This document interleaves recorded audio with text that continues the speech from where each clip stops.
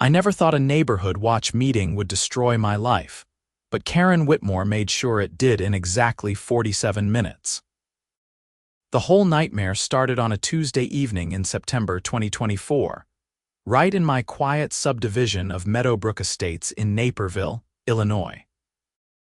I had moved into my modest 3-bedroom colonial 6 months earlier, excited to finally own property after years of renting apartments in Chicago. The neighborhood seemed perfect: tree-lined streets, well-maintained lawns, kids playing basketball in driveways. I thought I had made it. My name is Chen, and I work as a software developer for a financial services company downtown. I keep to myself mostly, wave at neighbors, mow my lawn every Saturday morning. Nothing controversial, nothing that would make me stand out. But apparently, keeping to yourself in an HOA-controlled neighborhood is the fastest way to become suspicious. Karen Whitmore was the HOA president, a position she had held for 8 consecutive years, according to my neighbor Tom. She was 53 years old with that specific haircut, the one that somehow defies physics by being shorter in the back and longer in the front.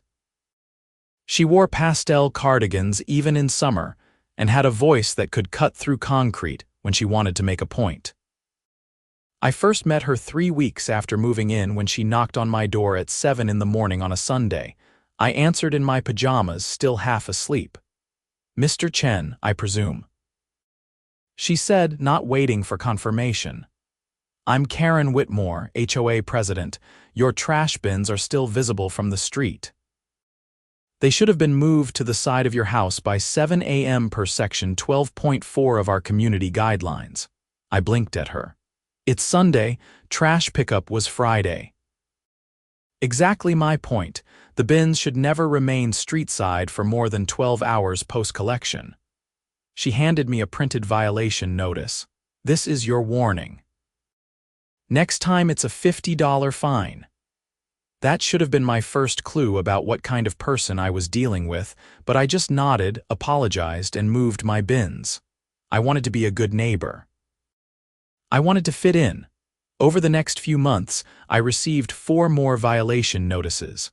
One for having an Amazon package on my porch for more than 24 hours. One for parking my car on the street overnight when my garage was being used to store furniture I was refinishing. One for having window blinds that were inconsistent with neighborhood aesthetic standards, because they were gray instead of white or beige.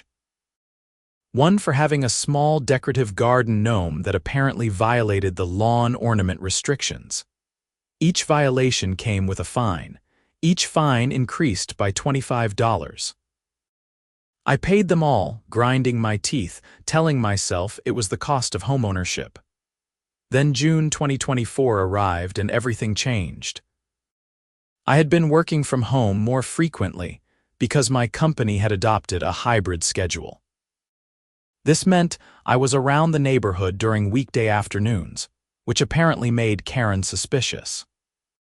I would see her driving past my house multiple times a day in her white Lexus SUV, slowing down to stare at my property. One afternoon, I was sitting on my porch with my laptop, taking advantage of the nice weather while on a video call with my team. Karen pulled into my driveway, got out of her car, and walked right up to my porch steps. I held up a finger, indicating I was on a call, but she didn't care. "Mr. Chen, I need to speak with you immediately," she announced loudly enough that my coworkers could hear her through my headset. I muted my microphone. "I'm working right now. Can this wait?" "No, it cannot. There have been complaints about excessive noise coming from your property at odd hours. Also, you have been receiving an unusual number of packages. The board has concerns." I stared at her.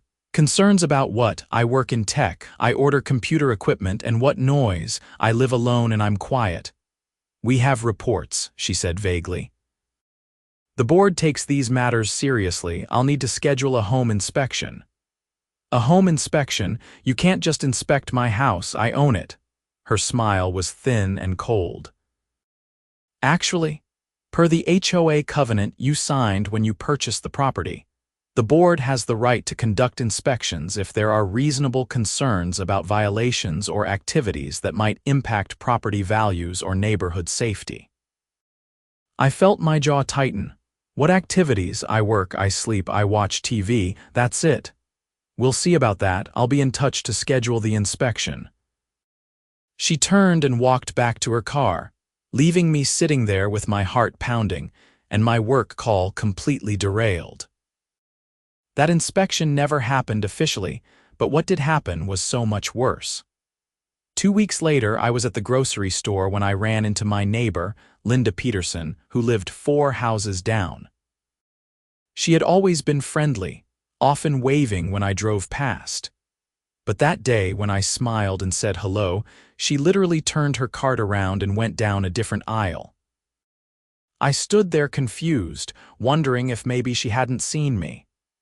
But then it happened again at the post office with another neighbor, Bill Martinez.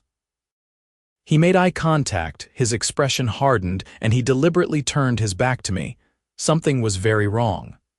That evening, I walked over to Tom's house. Tom was a retired police officer in his 60s who had been genuinely kind since I moved in. He had helped me move my couch when it got stuck in the doorway, and we had talked about sports a few times. When he answered the door, his face was troubled. "Marcus, hey," he said, but he didn't invite me in like he usually did. "Tom, what's going on? People are acting weird around me. Did I do something?" He glanced back into his house, then stepped outside, closing the door behind him. "Listen, I like you, kid. You seem like a good guy, but Karen has been saying some things." My stomach dropped. "What things?" Tom looked uncomfortable. "She called an emergency neighborhood watch meeting 3 nights ago, said she had serious concerns about you. Said she had done some research and found out some disturbing information." "What information? What is she talking about?" "She told everyone that you have a criminal record. That you were involved in identity theft and financial fraud. She said she ran a background check and found court records.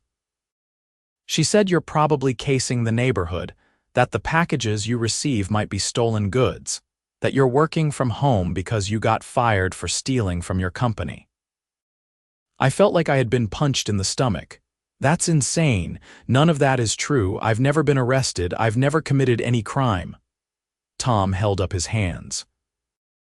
"I'm just telling you what she said. She was pretty convincing, had what looked like printed documents. A lot of people were really shaken up. Parents are worried about their kids. Some folks are talking about getting security cameras pointed at your house." "Tom, I swear to you, I have never committed a crime in my life. This is completely made up." He studied my face for a long moment. "I believe you, but you need to know she didn't just say it at the meeting. She sent an email to the entire neighborhood listserv. Probably 300 households. She posted about it on the community Facebook group. She's been calling people individually to make sure everyone knows." I felt dizzy. "She's telling 300 families that I'm a criminal, based on what? Where is she getting this information?" She said she hired a private investigator, said she had documentation. "Marcus, I'm telling you this because I think you're getting railroaded, but you need to do something about it. This isn't just gossip anymore. This is serious." I thanked Tom and walked back to my house in a daze. Once inside, I immediately opened my laptop and checked the community Facebook group. I had joined it when I moved in but rarely looked at it. The posts were usually about lost cats or recommendations for plumbers. What I saw made my hands shake. Karen had posted a long message titled "Urgent Community Safety Alert" 2 days earlier. In it, she claimed that a thorough investigation had revealed that I was a convicted criminal with a history of identity theft, fraud, and financial crimes.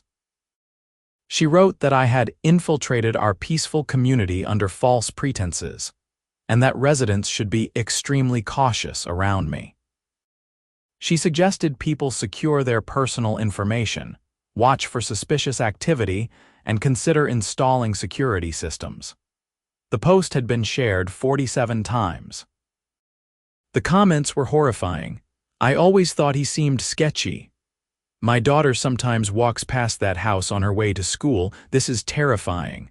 Why hasn't someone called the police? We need to get him out of here before something happens. Thank you, Karen, for keeping us safe. I scrolled through comment after comment, watching my reputation disintegrate in real time. People I had never even met were calling me a criminal, a predator, a threat. Some were speculating about what crimes I might be planning. Others were sharing the post to other local community groups, spreading the accusations beyond Meadowbrook Estates into the wider Naperville area. My phone rang. It was my mom calling from San Francisco. My hands were shaking so badly I almost dropped the phone. "Marcus, what's happening? Your aunt in Chicago just called me. Someone she knows saw a post about you online saying you're a criminal. She's asking me if it's true, if you're in trouble." I closed my eyes. "Mom, none of it is true. It's this woman in my HOA. She's making things up." "But why would she do that? What did you do to her?" "I didn't do anything. I just lived my life." "She's been harassing me about HOA violations, and now she's apparently decided to destroy my reputation." My mom was quiet for a moment. "Marcus, this is serious. If she's telling lies about you, you need to talk to a lawyer. This could affect your job, your life. You can't just let this happen." She was right, but I felt paralyzed. I had never dealt with anything like this. I had never even gotten a speeding ticket. The next morning, I called in sick to work. I couldn't focus. I couldn't think. I spent 3 hours researching defamation lawyers in the Chicago area. Most had consultation fees or wanted retainers I wasn't sure I could afford, but I knew I had no choice. I finally found a firm called Morrison and Associates that specialized in defamation cases. The receptionist scheduled me for a consultation that afternoon with Robert Morrison himself. The law office was in downtown Chicago, a sleek modern building that made me feel slightly out of my depth. Robert Morrison was in his early 50s, with gray hair and sharp eyes that seemed to assess everything. He invited me into his office and listened without interrupting as I explained the entire situation. When I finished, he leaned back in his chair. "Do you have any criminal record at all? Any arrests, any charges, anything she could be misinterpreting?" "Nothing. I've never even been questioned by police. The worst thing I've ever done is get a parking ticket in college." "And she specifically claimed you have convictions for identity theft and fraud." "Yes, in writing, on a public Facebook group with hundreds of members." "And she sent emails to the neighborhood listserv." Morrison nodded slowly. "This is textbook defamation." Per diem defamation, actually, which means every day the false statements remain published creates additional damages. The fact that she put it in writing makes this defamation per se in Illinois, meaning you don't even have to prove specific damages. The statements are so harmful on their face that damages are presumed. "Can we make her take it down? Can we make her tell everyone she lied?" "We can do better than that," Morrison said. "We can sue her for every penny of damage she's caused and make sure she never does this to anyone again. But I need to ask you something important. Can you afford to pursue this?" "Defamation cases can be expensive." I swallowed hard. "I have some savings. And honestly, I don't care about the cost anymore. She's destroyed my life. People think I'm a criminal. My own mother had to hear about it from relatives. I want her to pay for what she's done." Morrison smiled slightly. "Then let's get to work. First thing we need to do is preserve all evidence. Screenshot everything, save every email, document every interaction. Then we're going to send her a cease and desist letter. And then we're going to file a lawsuit that will make her regret every word she's said about you." Over the next 2 days, I compiled everything. Screenshots of the Facebook post and all its shares and comments. Copies of the emails she had sent to the neighborhood listserv. a timeline of every interaction I had had with her. Statements from Tom about the neighborhood watch meeting. I even drove to the HOA office and requested copies of all violation notices she had filed against me, which created a pattern of harassment. Morrison drafted a cease and desist letter that was 5 pages of legal language that basically said, "Stop lying about my client or face serious legal consequences." We had it delivered to Karen by certified mail on a Friday afternoon. The response came Monday morning, and it wasn't what I expected. Instead of backing down, Karen sent a response through her own lawyer, a guy named Dennis Pritchard, who apparently specialized in HOA law. The letter claimed that Karen had acted in good faith based on information provided by a private investigator, that she was performing her duties as HOA president to keep the community safe, and that she stood by her statements. She wasn't backing down, she was doubling down. Morrison called me after receiving the response. "This is actually good for us." She's refusing to retract, which means she's going to have to prove in court that what she said was true. And since it isn't true, she's going to lose badly. I'm filing the complaint today. The lawsuit was filed in the Circuit Court of DuPage County on September 15, 2024. We sued Karen Whitmore personally for defamation per se, intentional infliction of emotional distress, and tortious interference with business relationships. We asked for compensatory damages, punitive damages, attorney's fees, and a court order requiring her to publicly retract her statements. The amount we listed in the complaint was $750,000. When the lawsuit became public record, the neighborhood exploded. Suddenly, people who had been avoiding me were reaching out to ask what was happening. The Facebook post was quietly deleted, though I had already preserved dozens of copies. Karen sent an email to the listserv claiming that she was being viciously attacked for trying to protect the community, and that she would fight this frivolous lawsuit with everything she had. But something interesting happened. Once people knew there was a lawsuit, they started questioning Karen's story. Tom told me that several neighbors had approached him asking if I had actually shown him evidence that I wasn't a criminal. When he said yes, and that he had believed me from the start, other people started to wonder if maybe Karen had made the whole thing up. The Facebook group, which Karen had controlled as an administrator, suddenly had a moderator revolt. 3 other admins demanded she step down or they would remove her. She refused. They removed her anyway. Someone created a poll asking if residents thought the accusations against me were true. 63% voted no or unsure. The tide was turning, but the damage was already done. My employer's HR department called me in for a meeting because someone had sent them the screenshot of Karen's accusations. I had to bring copies of background checks I had already passed when I was hired to prove the accusations were false. They believed me, but the fact that I had to defend myself at work was humiliating and infuriating. Morrison filed a motion for expedited discovery, arguing that we needed to see this supposed evidence Karen claimed to have immediately. The judge agreed. Karen's lawyer was ordered to produce any and all documentation, reports, or evidence that had led to Karen's statements about my criminal history within 30 days. 30 days later, they produced nothing. Well, not exactly nothing. They produced a 2-page document that was allegedly a background check report from a company called Safe Neighbor Investigations. The report claimed to show that a Marcus Chen had been convicted of identity theft in California in 2019.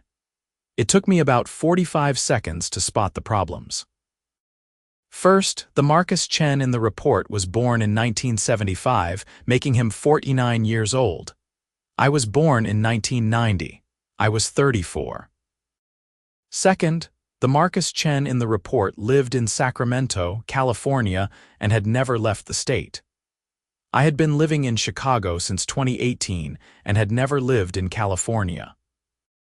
Third, the report itself looked like it had been created in Microsoft Word, with no official letterhead, no license numbers for the supposed investigation company, and no verification methods listed. Morrison was delighted. This is even better than I hoped. She either knowingly used a fake report, or she was so incompetent that she didn't bother to verify basic facts like your age and address before accusing you of serious crimes. Either way, she's liable. We filed an amended complaint adding fraud and requesting additional punitive damages. We also filed a motion for summary judgment, arguing that there was no genuine dispute of material fact and that we were entitled to judgment as a matter of law. Karen's lawyer tried to delay, filing motion after motion asking for extensions and continuances. But Judge Patricia Alvarez, who was assigned to our case, seemed to have little patience for delay tactics. She denied most of the requests and set a trial date for March 2025. During discovery, we deposed Karen. Morrison insisted I be there to watch.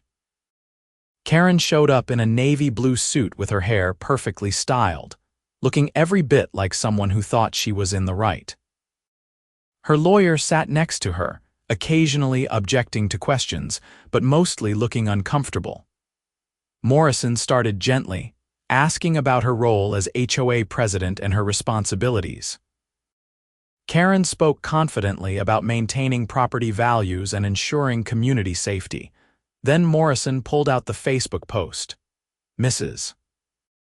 Whitmore, did you write and publish this post on the Meadowbrook Estates community Facebook group on June 18, 2024? Yes, I did. And in this post you state that Mr. Chen is a, quote, convicted criminal with a history of identity theft, fraud, and financial crimes. Is that correct? That's what the report showed, yes. What report? The background check report from the private investigator. Morrison slid a copy of the 2-page document across the table. This report? Yes. Did you read this report before you made your accusations? Of course I did. Did you notice that the Marcus Chen in this report was born in 1975, while my client was born in 1990? Karen hesitated. I assumed it was an error in the report. You assumed it was an error, so you decided to publicly accuse someone of serious crimes based on a report you knew had errors. I didn't know. I thought it might be an error. Did you contact Safe Neighbor Investigations to verify the information? No. Did you contact the courts in California to verify these alleged convictions? No. Did you ask my client about any of this before you published your accusations? No. He would have just denied it. Morrison looked at her steadily. Did you want to believe my client was a criminal, Mrs. Whitmore? Her lawyer objected, but Karen answered anyway. Someone like him, moving into our neighborhood, keeping odd hours, receiving all those packages, being so secretive. It just made sense. Someone like him, Morrison repeated. What do you mean by that? Karen's face flushed. I meant someone who doesn't participate in community events, who keeps to himself. Is that really what you meant? Her lawyer cut in. Don't answer that. But the damage was done. The implication was clear in her words, in her tone. I felt sick. The deposition lasted 4 hours. By the end, Karen had contradicted herself multiple times, admitted she had never verified the information, admitted she had continued to spread the accusations even after I had moved in peacefully for months without incident, and admitted she had no evidence beyond the dubious report. Morrison had one final question. Mrs. Whitmore, do you know how many people saw your Facebook post before it was deleted? I don't know, maybe 100. Morrison pulled out a document. According to Facebook's records, which we obtained through a subpoena, your post was viewed 1,847 times, shared 47 times, and commented on 93 times. Does that change your answer? Karen went pale. I didn't realize it had spread that much. Nearly 2,000 people saw you call my client a criminal. Does that concern you? I was just trying to protect the neighborhood. By destroying an innocent man's reputation. I didn't know he was innocent. I thought the report was real. But you never bothered to verify it, did you? Karen didn't answer. As we left the deposition, Morrison pulled me aside. We're going to win this, and we're going to win big. But Karen wasn't done fighting. 2 weeks after the deposition, her lawyer filed a motion claiming that Karen had qualified immunity as an HOA president performing her official duties. They argued that she couldn't be held personally liable for actions taken in her capacity as a board member. Morrison destroyed that argument in our response brief. He cited Illinois case law showing that qualified immunity didn't apply when someone acted with malice or with reckless disregard for the truth. He pointed to Karen's own deposition testimony showing she had never verified the information and had continued spreading it even when questioned. Judge Alvarez denied the immunity motion. The defendant's actions, she wrote in her order, were not reasonable measures taken to protect the community, but rather reckless and potentially malicious attacks on the plaintiff's character without any credible basis. No reasonable person would publish such serious accusations without basic verification of facts such as age and residence. We also subpoenaed Safe Neighbor Investigations, the company that had supposedly produced the background check report. What we found was shocking. Safe Neighbor Investigations didn't exist. There was no such company registered in Illinois or any other state. The phone number on the report was disconnected. The address listed was a UPS store mailbox that hadn't been rented in 2 years. Morrison filed another amended complaint adding that Karen had either created the fake report herself or had paid someone to create it. Either way, it was fraud. Karen's lawyer withdrew from the case in January 2025, citing irreconcilable differences with the client. Karen had to hire a new lawyer, which delayed things slightly, but Judge Alvarez made it clear she wasn't going to allow indefinite delays. The new lawyer, a young woman named Sarah Chen, no relation to me, seemed to realize immediately how bad Karen's position was. She reached out to Morrison about a potential settlement. Morrison called me before responding. "They want to settle. What do you want to do?" I thought about it for a long time. Part of me wanted to go to trial, to hear a jury tell Karen she was wrong, to see her face when she was ordered to pay damages. But another part of me was exhausted. This had been consuming my life for 9 months. I wanted it over. "What are they offering?" I asked. "They haven't made an offer yet. They just want to know if we're open to discussing it." "I want a full public retraction. I want her to admit she lied. I want her to post it everywhere she posted the original accusations. And I want enough money to cover my attorney fees, my emotional distress, and to make sure she never does this to anyone else." Morrison smiled. "I'll let them know." The settlement negotiations took 3 weeks. Karen's new lawyer kept trying to minimize the damages, arguing that Karen was just a homeowner trying to protect her community. Morrison countered with evidence of every consequence I had suffered. The HR investigation at work, the loss of friendships in the neighborhood, the emotional distress, the costs of therapy I had started attending to deal with the anxiety and depression this had caused. We also had evidence of the decline in quality of life. I had stopped going to local restaurants because I was afraid of running into neighbors. I had considered selling my house and moving, which would have resulted in significant financial loss. I had missed family events because I was too depressed to travel. The damages were real and extensive. Finally, in late February 2025, they made a serious offer. $200,000, a written retraction to be posted in the same venues as the original accusations, and Karen's resignation from the HOA board. I wanted to say yes immediately, but Morrison advised me to push harder. We can get more. A jury would award more. They know it. We countered at $400,000 plus the retraction and resignation. They came back at $275,000. We settled at $325,000.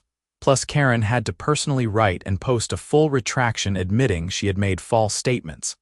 Plus, she had to resign from the HOA board immediately. Plus, she was required to send a personal written apology to me. The settlement was finalized on March 8, 2025. Karen's retraction was posted on the community Facebook group, sent to the neighborhood listserv, and posted on the community bulletin board at the HOA office. It read, "In June 2024, I made statements about Marcus Chen, a resident of Meadowbrook Estates, claiming that he had a criminal record including convictions for identity theft and fraud. These statements were false. Mr. Chen has no criminal record whatsoever. I made these accusations based on information I did not properly verify, and I continued to spread these false statements even when I should have known better. My actions were wrong and caused significant harm to Mr. Chen's reputation and well-being. I deeply regret my actions and apologize to Mr. Chen and to the community for spreading false information. I am resigning from my position as HOA president effective immediately." It was signed Karen Whitmore and dated March 10, 2025. The response in the neighborhood was mixed.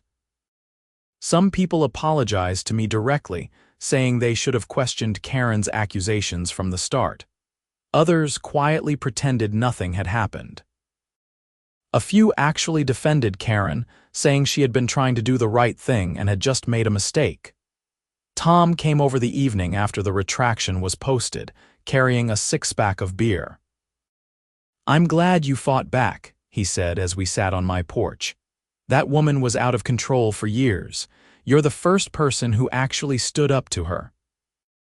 "I couldn't let her get away with it," I said. "She tried to destroy my life over nothing." "She did destroy lives," Tom said. 3 years ago, she drove out a family because she didn't like that they ran a home business. Kept filing violations, making their lives miserable until they sold and moved. And there was a guy before that who had too many cars. She made him so miserable he ended up in the hospital with stress-related heart problems. Nobody ever fought back. They just left. I took a drink of beer. Maybe that's why she thought she could do this to me, because she always got away with it before. Well, she's not getting away with it anymore. The new board is already talking about changing the rules, so no one person has that much power again. The money from the settlement hit my account in mid-March 2025. After attorney fees and costs, I walked away with $187,000. It wasn't the full amount, but it was enough to cover everything I had spent on legal fees, the therapy costs, and still have a significant amount left over. More importantly, it was enough to make Karen feel real consequences. I later learned through the neighborhood gossip network that she had to take out a home equity loan to pay the settlement, and that her husband was furious with her. Apparently, he had told her from the beginning that her accusations against me were reckless, but she had insisted she was right. The personal apology letter she was required to send me arrived a week after the settlement. It was clearly written by her lawyer, formal and stiff, but it existed. I kept it in a file with all the other documents from the case, evidence that I had fought back and won. But the real victory came in April 2025 when the HOA held elections for a new board. Karen didn't run, per the settlement terms. A woman named Jennifer Hayes, who had been one of the people questioning Karen's accusations from the start, was elected president. One of her first acts was to review all the HOA rules and eliminate the most ridiculous ones. The trash bin rule was changed to 48 hours post-collection. The parking rule was eliminated entirely for overnight parking on your own property.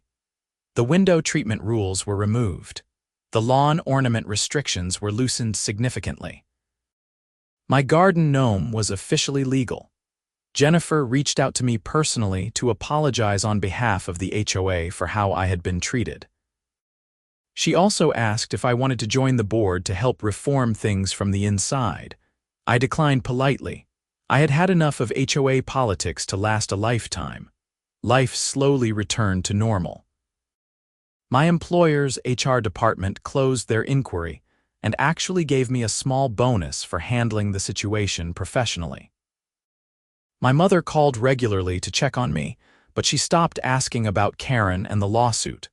Friends in the neighborhood started inviting me to barbecues and game nights again.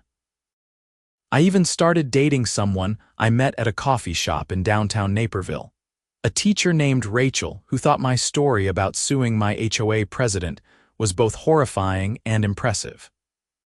"Most people would have just moved away," she said over our third date. "You actually fought back." "I couldn't let her win," I said. "She lied about me. She tried to ruin my life." "Someone had to stop her," Rachel smiled. "I'm glad you did. The world needs more people willing to stand up to bullies." By summer 2025, I rarely thought about Karen Whitmore anymore. I had heard through Tom that she and her husband had put their house up for sale, unable to deal with the judgment from neighbors and the financial strain of the settlement. They moved somewhere in Wisconsin, far from Meadowbrook Estates and the community she had controlled for 8 years. I stayed in my house. I had thought about moving during the worst of it, but now I realized this was my home. I had bought it, I had fought for my right to live here peacefully, and I wasn't going to let Karen's lies drive me away. The garden gnome stayed on my front lawn. My trash bins sometimes stayed streetside for more than 12 hours. My blinds remained gray, and nobody said a word about it. One evening in August, I was sitting on my porch with my laptop when Jennifer Hayes walked by with her dog. She waved and walked up my driveway. "Hey Marcus, got a minute?" "Sure, what's up?" She looked a bit uncomfortable. "I wanted to let you know that we found some things going through the HOA financial records. Karen was, well, she was using HOA funds to pay for personal expenses. Landscaping at her own house, that kind of thing. We're talking about maybe $15,000 over the past 3 years. I stared at her. "Are you serious?" "Completely serious." "The board is voting tomorrow on whether to report it to the police or just demand repayment. I thought you should know since you were the one who finally stopped her." "Report it," I said immediately.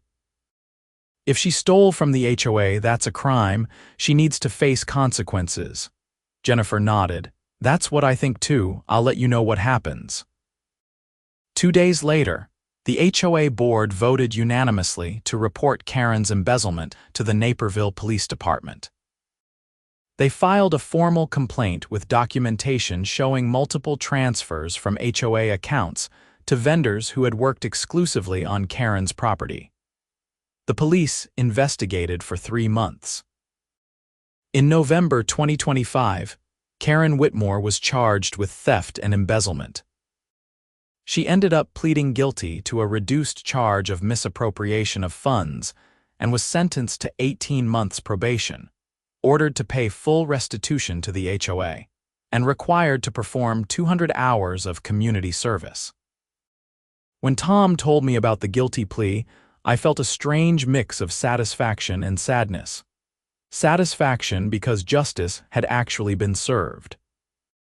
Sadness because it had taken so long and so much damage for Karen to finally face real consequences for her actions. "You know what's crazy?" Tom said as we talked about it over coffee in my kitchen. "If she had just left you alone, none of this would have happened. She'd still be HOA president, still have her reputation, still have her money, but she couldn't help herself. She had to destroy you over nothing." He was right. Karen had created her own downfall. The defamation lawsuit had exposed her methods and her willingness to lie. That exposure had led to the HOA investigating her more closely. That investigation had uncovered the embezzlement. One bad decision had cascaded into total destruction of her life, and she had no one to blame but herself. As for me, I used part of the settlement money to finally finish renovating my house. I converted the spare bedroom into a proper home office with everything I needed for remote work. I upgraded my kitchen. I built a deck in the backyard where Rachel and I spent summer evenings grilling and watching the sunset. I also donated $10,000 to a legal aid fund that helped people who couldn't afford attorneys fight back against defamation and harassment. I knew I had been lucky to have savings to hire Morrison. Not everyone had that luxury. If my experience could help someone else fight back against a bully, it was worth it. Morrison and I stayed in touch. He sent me a Christmas card in December 2025 with a note that said, "Thanks for being a client willing to fight. Cases like yours are why I became a lawyer." I framed that card and hung it in my office, right next to the signed settlement agreement. The most unexpected outcome of the whole ordeal was that it made me more connected to my community, not less. People who had been neutral or indifferent before actually reached out to get to know me. They felt guilty about believing Karen's lies, and they wanted to make it right. I ended up with more friends in the neighborhood after the lawsuit than I had before. Linda Peterson, who had avoided me at the grocery store, brought over a homemade apple pie and apologized profusely. Bill Martinez invited me to join his poker night. A couple with kids down the street asked if I would help coach their son's little league team because they heard I had played baseball in high school. I said yes to all of it. I had spent so much energy fighting Karen and defending myself that I had forgotten what it felt like to just be part of a community. Now that the fight was over, I could actually enjoy living in Meadowbrook Estates. Rachel and I got more serious as the months went on. She met my parents when they visited from San Francisco in spring 2026. My mom pulled me aside during their visit and said, "I'm proud of you for standing up for yourself. And I'm glad you didn't let that horrible woman drive you away from your home." "Me too, Mom," I said. "Me too." By March 2026, exactly 2 years after the lawsuit was filed, my life looked completely different than it had during those dark days when Karen was spreading her lies. I was happy. I was successful at work, having gotten promoted to senior developer. I was in a healthy relationship. I had real friends in my neighborhood. I had peace. The lawsuit had cost me time, money, and emotional energy. But it had also taught me something important, that standing up to bullies matters. That letting someone destroy your reputation without fighting back just encourages them to do it to someone else. That the law, when used properly, can actually protect innocent people from malicious lies. Sometimes I wondered what Karen thought about now, living in Wisconsin with her criminal record and her financial ruin. Did she regret what she had done to me? Did she understand that her own actions had led to her downfall? Or did she still see herself as a victim, someone who had been unfairly punished for trying to protect her community? I would never know, and honestly, I didn't care anymore. Karen Whitmore was no longer a part of my life. She was just a cautionary tale about what happens when someone with a little bit of power decides to abuse it without consequences. The garden gnome on my lawn had become something of a neighborhood joke in the best way. People would walk by and smile at it, knowing the story behind why it mattered. Jennifer Hayes had even suggested making lawn gnomes the unofficial mascot of the reformed HOA, as she called it. I had laughed at that, but I secretly loved the idea. One evening in late March 2026, I was grilling burgers on my new deck with Rachel when Tom came over with his wife Martha. "We're having a neighborhood barbecue next month," Martha said. Jennifer's idea. She wants to bring everyone together, sort of heal the community after all the drama with Karen. "Will you guys come?" Rachel looked at me and squeezed my hand. "What do you think?" I thought about how far things had come. How a neighborhood that had once shunned me based on lies was now inviting me to community events. How the woman who had tried to destroy me was gone, and the people who remained actually wanted to build something better. "Yeah," I said, "we'll be there." The barbecue happened on a perfect Saturday in April. About 40 families showed up, filling Jennifer's large backyard with the smell of grilled food and the sound of kids playing and adults laughing. People came up to me throughout the day, some apologizing again for believing Karen, others just wanting to talk and get to know me better. At one point, Jennifer clinked a glass to get everyone's attention. "I just want to say thank you all for coming," she said. "This past year has been a learning experience for all of us. We learned that HOAs should serve their communities, not control them. We learned that we need to question things instead of just accepting them. And we learned that standing up for what's right matters, even when it's hard." She looked directly at me. "Marcus, thank you for not giving up on this neighborhood even when we gave up on you. You could have moved away. Instead, you fought back and you made things better for all of us." People applauded. I felt Rachel's hand in mine and Tom patting me on the back. It was one of the most validating moments of my life. As the sun set and the party wound down, I helped Jennifer clean up. She was putting leftover hamburger buns in a bag when she said, "You know, the craziest part of this whole thing is that Karen was wrong about everything. She thought you were dangerous. Turns out you were exactly what this neighborhood needed," I smiled. "I wasn't trying to be a hero, I just wanted to live my life." "That's exactly what made you the hero," Jennifer said. "You were just a regular guy who refused to be treated unfairly. That's more powerful than you think." Walking home that evening with Rachel beside me, I looked at my house and felt genuine contentment. The lights were on inside, warm and welcoming. My gray blinds were visible in the windows. My trash bins were probably street-side somewhere, definitely past the old 12-hour limit. My garden gnome stood proudly on the front lawn, and none of it mattered anymore because I had won. Not just the lawsuit, not just the settlement money, but something bigger. I had won my right to exist in my own home without fear.